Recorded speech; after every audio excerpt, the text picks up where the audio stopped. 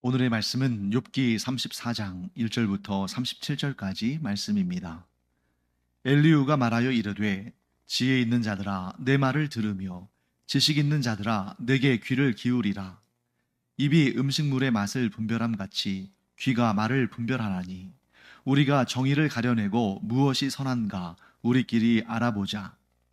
욥이 말하기를 내가 의로우나 하나님이 내 의를 부인하셨고 내가 정당함에도 거짓말쟁이라 하였고 나는 허물이 없으나 화살로 상처를 입었노라 하니 어떤 사람이 욥과 같으랴.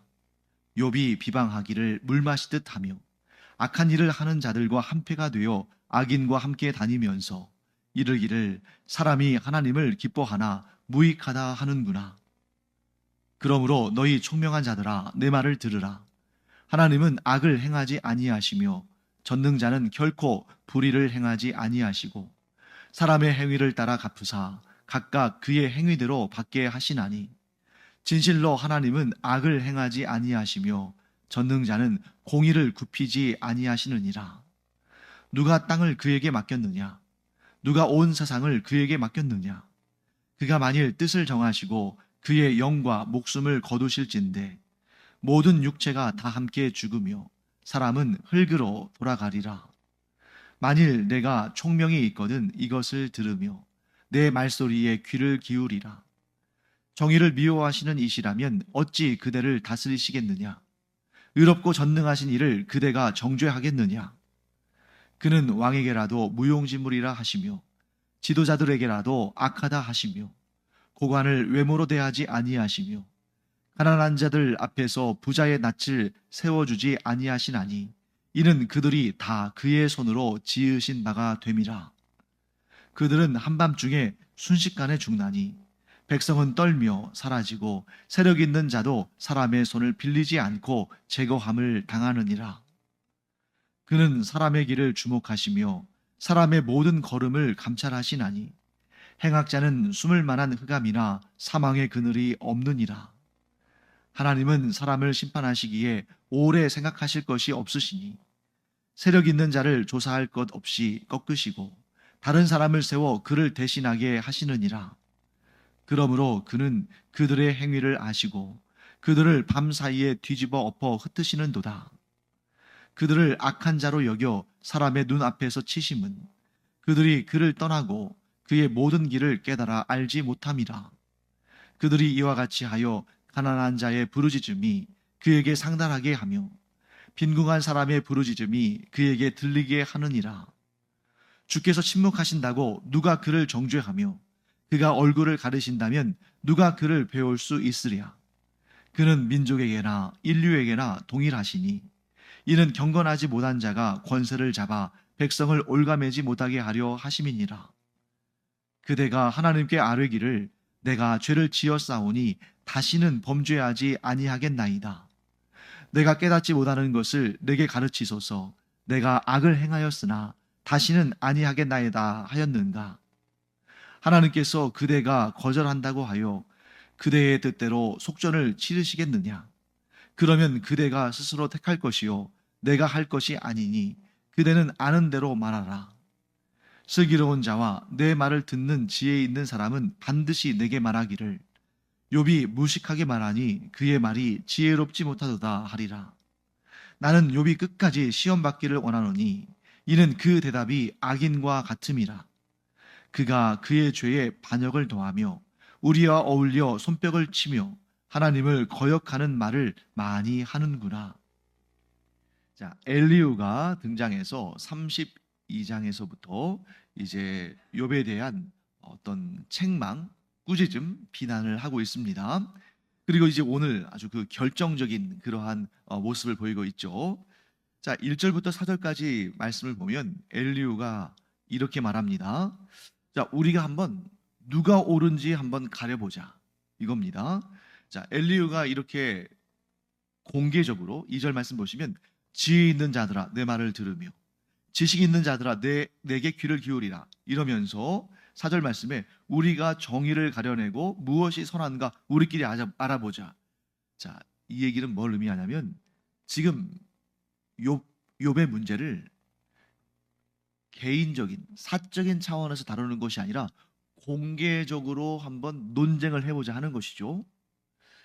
자, 지혜 있는 자들을 소환하고 지식 있는 자들을 소환해서 이 욥의 문제를 두고 누가 옳은지 가려보자라고 말하는데, 이게 정말 객관적으로 정말 이 공평무사하게 정말 이게 누가 문제가 있고 누가 옳은지를 가려보자 이런 개념이 아니라, 이 말을 하고 있는 엘리후의 마음속에는 지금 어떤 생각이 있는 것입니까?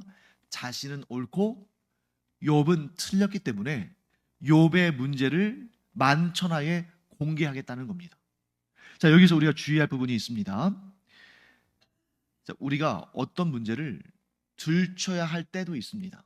주로 언제냐면 그 한 개인의 문제가 공동체 전체에게 악으로, 하나님에 대한 그러한 죄로 나타날 위험이 있을 때는 그 개인의 문제를 공개적으로 다루어서 이 문제로 말미암아 공동체가 하나님 앞에 범죄하는 그런 위험을 당하지 않도록, 공동체의 유익을 위해서 개인의 문제를 공개적으로 다룰 그럴 필요가 있을 때가 있습니다.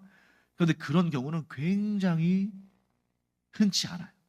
대부분의 경우는 사람과 사람, 개인과 개인 사이에서 충분히 설득도 하고 권면도 하고 또 격려도 하고 또 서로 잘못된 부분들을 또 반성도 하고 하면서 그 문제를 해결할 수 있는 경우가 더욱 많습니다. 그래서 우리가 사려 깊은 사람들일수록 어떻게 하냐면, 큰 문제는 어떻게 해서든지 간에 작게 만들고 작은 문제는 조용히 해결하는 그런 사람이 사려 깊은 사람이고 지혜로운 사람입니다. 자, 그런데 지금 여기에서 욥과 세 친구들의 관계를 한번 여러분들 보시죠. 욥이 너무너무 극심한 고통을 당하고 있으니까 세 친구들, 아마 그 세 친구들이 올 때 이 엘리후도 함께 왔을 거라고 우리가 지난 시간에 함께 다뤘죠. 그러니까 이 욥의 친구들이 욥을 위로하러 왔습니다. 좋은 의도로 온 거죠. 고난 가운데 있는 욥을 좀 이렇게 격려도 하고 위로도 하고, 그를 또 그와 공감하면서 그의 마음을 좀 이렇게 또 보듬어 주기도 하고, 그러려고 왔다가 지금 말싸움이 번진 거 아닙니까? 그러면 이런 문제라면 사실은 어떻게 하는 것이 제일 좋으냐면 그 5명 사이에서 해결하는 게 제일 좋겠죠. 욥과 또 엘리바스, 빌닷, 소발, 그리고 엘리후. 그런데 지금 이제 와서 엘리후가 이 문제를 아주 공개적으로 드러내는 거죠. 욥의 문제가 욥이 사는 마을, 나아가서 나라, 더 나아가서 인류 공동체에 큰 위해를 가하는 그런 문제는 아닌 것입니다. 개인적인 문제를 가지고 지금 막 거기에 대해서 문제를 지금 막 크게 확장하고 있는 것이죠. 간혹 가다 보면 이런 사람들이 있는 걸 보게 됩니다. 주변에 어떤 문제가 있는 걸 참지를 못해요. 그래서 이 문제는 내가 다 해결해야 된다. 마치 그 정의의 사도처럼 이 문제는 내가 다 해결하고 내가 다 그렇게 정리해야 된다. 그런 일종의 사명감을 가진 사람들이 있는 것을 보게 됩니다.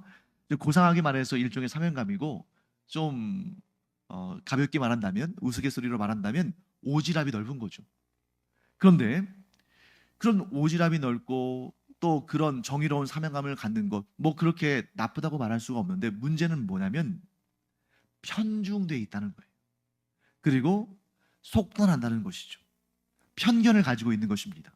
자, 지금 이 엘리후가 논쟁하자, 이 문제를 공개적으로 다루자 하는 이러한 주장이 하나님 앞에 올바르려면 어떻게 해야 되냐면 그 동일한 잣대를 가지고 자기 자신부터 살펴야 됩니다. 그런데 그 동일한 잣대를 상대방에게는 엄격하게 적용하면서 자기 자신에게는 느슨하게 적용한다면 그것은 공평하지 않은 것이죠. 앞으로 지금 엘리후가 하는 말들을 다 들어보면 틀린 말 없습니다. 그런데 문제는 무엇입니까? 욥에게만 가혹하게 적용한다는 거예요. 자신과 새 친구들에 대해서는 그 잣대를 그렇게 엄밀하게 대지 않으면서 욥에 대해서만 그렇게 아주 엄밀하게 잣대를 대는 것을 보게 됩니다. 사랑하는 성도 여러분, 우리는 최대한 공평한 사람이 되기를 간절히 바랍니다. 완벽히 공평한 사람이 될 수는 없어요. 왜? 우리는 하나님이 아니라 사람이니까. 완벽히 공평한 분은 오직 하나님 뿐이시죠. 하지만 사람은 누구나 자기중심적이기 때문에 완벽히 공정하거나 완벽히 공평할 수는 없습니다. 그럼에도 불구하고 내 자신을 돌아보면서 내가 할 수 있는 한 최선을 다해서 최대한 공평한 잣대를 가지고 사람들을 대하고 내 자신을 바라볼 수 있어야 한다 하는 것입니다. 자, 그러면 이 엘리후가 욥에 대해서 뭐라고 비판하고 있는지를 한번 보겠습니다. 먼저 5절부터 9절까지 말씀을 보시면 욥이 한 말을 인용해요. 5절 말씀에 욥이 말하기를 한 다음에 내가 의로우나, 여기서 내가는 누굽니까? 욥이겠죠. 왜? 욥의 말을 인용하는 것이니까. 내가 의로우나 하나님이 내 의를 부인하셨고. 실제로 욥이 이런 말 한 적이 있습니까? 네, 있습니다. 뭐라고 했냐면 욥기 27장 2절을 보면 욥이 이런 말 했습니다. 내가 내가 의로우나 하나님께서 나를 돌보지 않으셨다, 이런 말을 했습니다.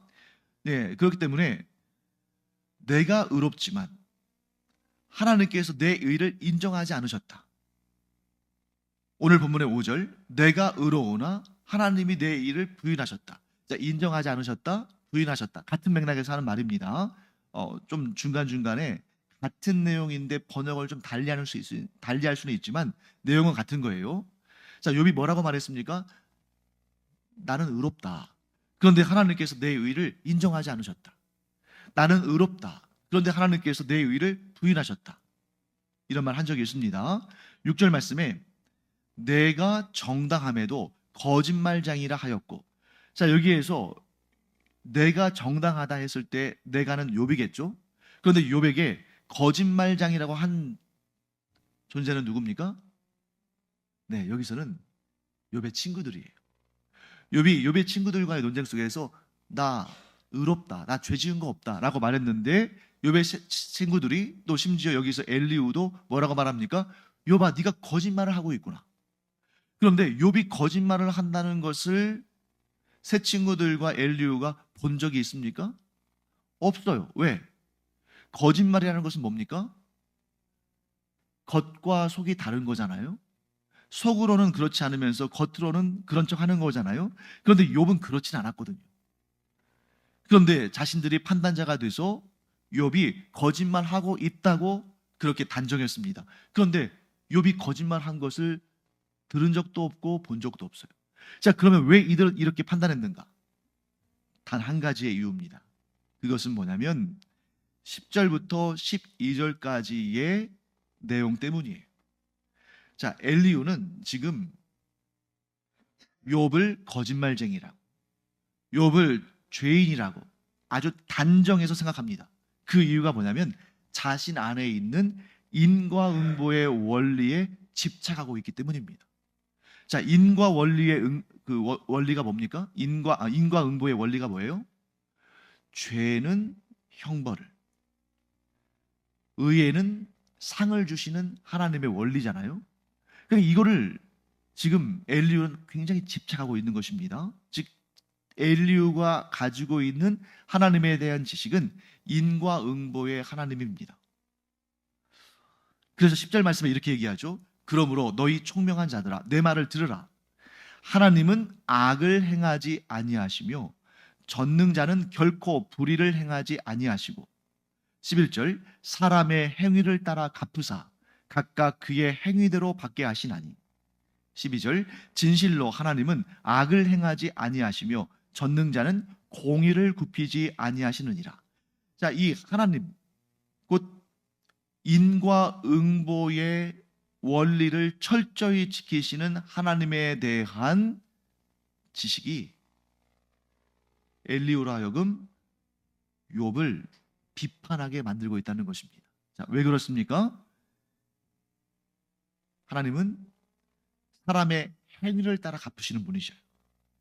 이게 하나님의 인과응보의 원리입니다. 그러면 그걸 역으로 뒤집어 보면 고난 가운데 있는 자는 그의 행위가 악하고 죄다, 즉 그의 행위가 악이고 또한 죄를 범한 것이다, 이렇게 연결되는 것이거든요. 그런데 여기에서 엘리후가 가진 하나님에 대한 지식이 치명적인 한계를 가지고 있음이 드러납니다. 여러분, 하나님은 인과응보의 원리를 만드신 분이시죠? 그런데 하나님은 그 인과응보의 원리를 만드신 분이시지 거기에 얽매여 계시는 분은 아니거든요. 자, 하나님께서 시간과 공간을 창조하신 분이시지 시간과 공간의 제한 가운데 있는 얽매여 계신 분이 아니잖아요. 자, 하나님께서 시간과 공간을 만드시고 그리고 시간과 공간에 얽매여 계신다. 이런 논리는 아무도 인정하지 않을 겁니다. 그렇다면 하나님께서 인과응보의 원리를 만드셨다면 하나님께서 반드시 그 인과응보의 원리 가운데에 얽매여 계셔야 되나요? 아닌 거죠.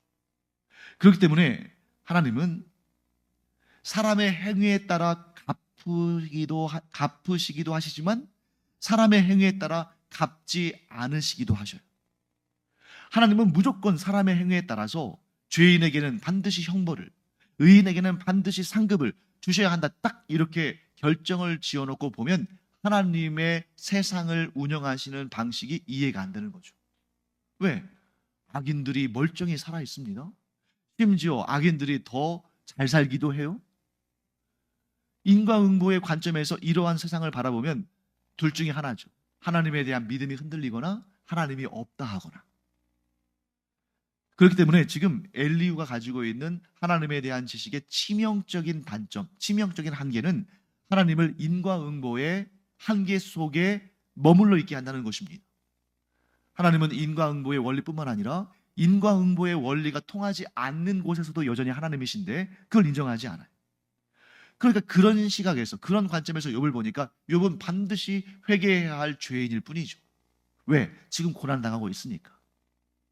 그렇지만 하나님 앞에서 욥은 죄인이 아닙니다. 물론 여기서는 원죄를 의미하는 것이 아니에요. 여기서 말하는 죄는 뭐냐면 하나님을 버린 것, 하나님을 섬기지 않는 것, 하나님을 떠난 것, 그걸 말하는 것인데 욥은 고난 가운데서도 결코 하나님을 떠나지 아니하고 여전히 하나님을 찾고 하나님의 은혜를 구하고 있지 않습니까?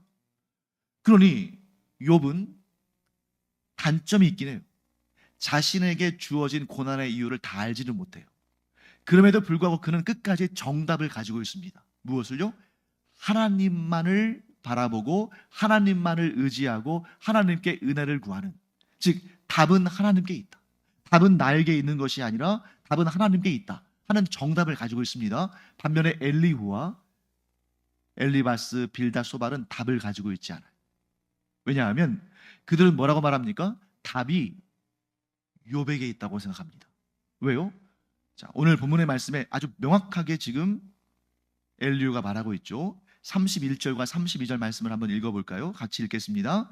그대가 하나님께 아뢰기를 내가 죄를 지었사오니 다시는 범죄하지 아니하겠나이다. 내가 깨닫지 못하는 것을 내게 가르치소서. 내가 악을 행하였으나 다시는 아니하겠나이다 하였는가? 네가 이런 말을 했느냐고 묻는 거예요. 야, 욥아, 자기보다 나이가 많으니까 욥아 이렇게 부르진 않았겠죠? 예, 욥이여, 당신이 하나님께 이런 말 한 적이 있습니까? 내가 죄를 지었사오니 다시는 범죄하지 않겠습니다. 내가 다 깨닫지 못했으니 내가 깨닫지 못한 것을 내게 가르쳐 주시옵소서. 내가 악을 행하였으나 다시는 악을 행하지 않겠습니다 하고 회개한 적이 있는가? 이 주장 속에는 어떤 의미가 담겨 있습니까? 욥이 회개를 하기만 하면 하나님께서 이 문제를 해결해 주실 것이다. 그런데 욥은 뭐라고 말합니까? 나에게는 답이 없다. 내가 회개할 일이 있어야 회개를 할 텐데 내가 지금 하나님 앞에 내가 어떻게 해서든지 간에 하나님 말씀대로 살려고 그렇게 애를 써왔고 만일 내가 죄가 있다고 내가 하나님 말씀을 거역했다고 말한다면 그것이 거짓말이 될 텐데 그러니 내가 회개할 수가 없고 너희들이 말하는 것처럼 답이 나에게 있는 것이 아니다. 그러므로 나는 오직 나의 답이 되신 하나님께 은혜를 구할 뿐이다. 이렇게 말하고 있는 것입니다. 자, 그 다음에 33절 말씀을 한번 볼까요? 33절 읽어보겠습니다. 하나님께서 그대가 거절한다고 하여 그대의 뜻대로 속전을 치르시겠느냐? 그러면 그대가 스스로 택할 것이요 내가 할 것이 아니니 그대는 아는 대로 말하라. 자, 무슨 말인지 굉장히 어렵죠. 왜 이 말씀이 어려우냐면 개역 개정 성경이 의역을 했기 때문이에요. 심지어 히브리어 원문에는 없는 말을 집어넣었기 때문입니다. 자, 여기에서 제일 어려운 부분이 어디냐면 속전을 치른다는 말이죠. 속전을 치르시겠느냐? 33절의 중간에 이 속전을 치르시겠느냐라고 해석할 만한 히브리어 단어가 없습니다. 원문에는. 그러니까 원래는 이 구절이 어떻게 되냐면 하나님께서 그대가 거절한다고 하여 그대의 뜻대로 이루시겠느냐 이거예요. 자, 무슨 말이냐면 욥이 회개의 요청을 거절했어요. 즉 자신이 죄인이라는 사실을 인정하지 않았어요. 그래서 욥이 자신이 죄인됨을 인정하지 않고 회개하지 않는다고 해서 하나님께서 당신이 죄가 없다고 하시겠느냐? 당신이 죄가 없다는 그 주장을 받아주시겠느냐? 이겁니다. 하나님 보시기에 너는 죄인인데 네가 스스로 죄인됨을 인정하지 않고 회개하지 않는다고 해서 하나님께서 네가 죄 없는 사람이라고 인정하시겠느냐? 왜 하나님은 인과 응보의 하나님이시고 너의 죄를 보셨기에 너에게 고난을 주시고 징계를 하셨는데 네가 아무리 인정하지 않는다고 해서 하나님께서 네 뜻을 받아주시겠느냐? 그래서 33절 후반부에 이렇게 되죠. 만일 그렇다면 그대가 스스로 택할 것이요 내가 할 것이 아니니 그대는 아는 대로 말하라. 자, 그러면 네 뜻대로 다 된다면 내가 이렇게 조언할 필요도 없고 하나님께서 너를 설득하실 필요도 없으니 네 마음대로 해라. 네 마음대로 생각하고 네 마음대로 주장해라. 나는 더 이상 할 말이 없다. 이렇게 말하는 것이죠. 자, 오늘 본문의 말씀을 제가 전체적으로 한번 요약해 보겠습니다. 둘이 평행선을 달립니다. 그 둘이 누구예요? 욥과 욥의 친구들 엘리후를 포함해서 평행선을 달립니다. 둘 다 인정하는 것은 공통입니다. 뭘 인정합니까? 욥이 당하고 있는 고난은 하나님께서 주신 것이다. 그런데 어떤 면에서 접점을 찾지 못합니까? 욥은 그 고난의 이유를 알지 못하겠다라고 말하고 그 친구들은 뭐라고 주장합니까? 너의 고난의 이유는 네가 죄를 지었기 때문이다. 욥은 그러므로 내 문제의 답은 하나님께 있다. 왜? 내가 해결할 수 있는 방법이 없기 때문이다. 그런데 새 친구들은 뭐라고 주장합니까? 답은 너에게 있다. 네가 죄를 솔직하게 고백하고 회개하고 돌이키면 하나님께서 이 문제를 해결해 주실 것이다. 둘 사이에 우리는 이런 결론에 이르게 됩니다. 욥도 욥의 친구들도 지혜롭지 못하다. 왜 지혜롭지 못하냐면 욥은 자신에게 주어진 고난의 의미를 깨닫지 못하고 있죠. 까닭 없이 주어지는 고난도 있는데 그 고난에는 반드시 하나님의 뜻이 담겨 있다 하는 것을 지금 욥이 알지를 못하니까 지금 방황하는 것입니다. 자, 욥의 친구들도 역시 지혜롭지 못합니다. 왜 지혜롭지 못하냐면 그들은 하나님께서 고난을 통해서도 일하시는 분이라는 사실을 알지 못하는 거예요. 자, 욥은 자신에게 주어진 고난의 의미를 깨닫지 못했고 욥의 친구들은 하나님이 고난을 통해서도 일하시는 분이라는 사실을 알지 못했어요. 그래서 둘 다 지혜롭지 못한 것입니다. 그러면 우리가 이 지혜롭지 못한 욥과 그의 친구들의 한계를 우리가 벗어나서 지혜로운 자가 되려면 이 두 가지를 알아야겠죠. 첫째는 무엇입니까? 까닭 없이 주어지는 고난도 있다. 내가 원인을 제공하지 않았어요. 내가 어떤 죄나 악을 범해서 그에 대한 징계로 받은 그러한 고난이 아닐 수 있습니다. 그런 고난도 우리에게 주어질 수 있다는 겁니다. 왜? 하나님은 고난을 통해서도 하나님의 선하신 역사를 이루시는 분이시니까. 이러한 지혜를 갖지 못하면 여러분 순교는 그야말로 가장 바보스러운 짓인 거예요. 그리스도를 위해서 고난을 받는 일은 그야말로 가장 슬기롭지 못한 일입니다. 왜요? 고난이라는 것 자체가 하나님의 징계로, 하나님의 심판으로, 하나님께서 미워하셔서, 하나님께서 싫어하셔서 주시는 것이라면 어떻게 해서든지 간에 그 고난을 피하는 것이 가장 지혜롭고 복된 일 아닙니까? 그러니까 신앙을 지키기 위해서 고난을 당하고 심지어 순교를 당하는 것은 바보 중에 바보, 가장 지혜롭지 못한 일, 그렇게 되는 거죠. 또 이러한 잘못된 생각을 할 수도 있죠. 어떻게 해서든지 간에 불의한 방법을 쓰든 악한 방법을 사용하든 돈을 많이 벌고 높은 자리에 올라가고 권력을 가져서, 그래서 남들 보기에 형통하고 부유하고 잘된 모습을 보여야만 그가 하나님께 사랑받는 자다. 그래서 그러한 잘못된 오류에서부터 나온 잘못된 신학이 뭡니까? 번영주의 신학이에요.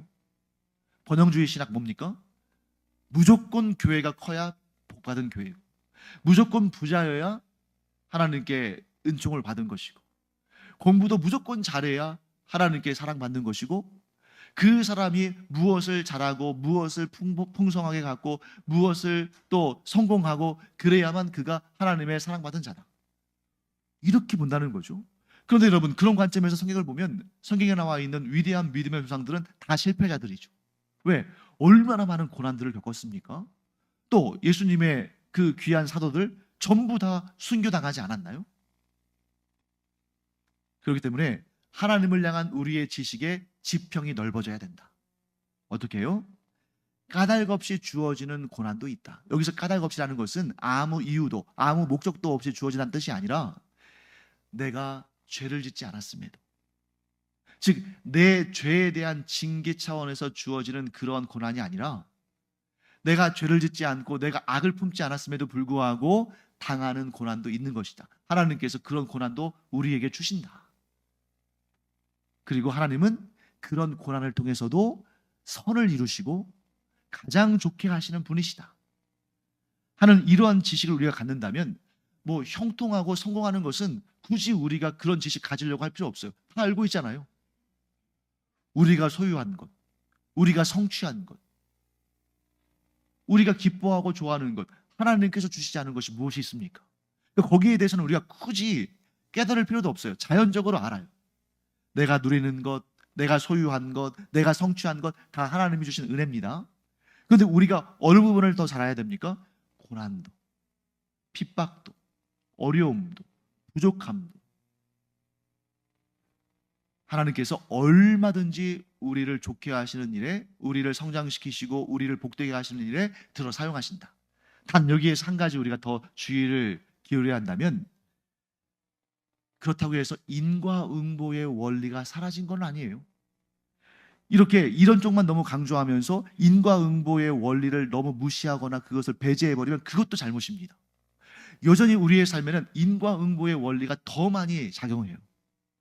그래서 우리가 하나님 앞에 하나님께서 기뻐하시는 일을 행하면 하나님께서 복을 주시고 상을 주시고, 우리가 하나님을 근심시켜드리고 하나님께서 기뻐하지 않으시는 일을 하고 하나님 앞에서 죄와 악을 범하면 하나님께서 우리로 하여금 그것으로부터 돌이키고 회개하도록 또 고난도 주시고, 이 모든 것을 우리가 종합적으로 알아야만 하나님에 대한 우리의 지식의 지평이 넓어지고 그만큼 우리의 삶에서 하나님과 더 가까이 하는, 하나님께 더욱더 존귀히 들려 쓰임받는 그런 인생을 살 수 있다 하는 것을 꼭 기억하는 우리가 되기를 간절히 축원합니다.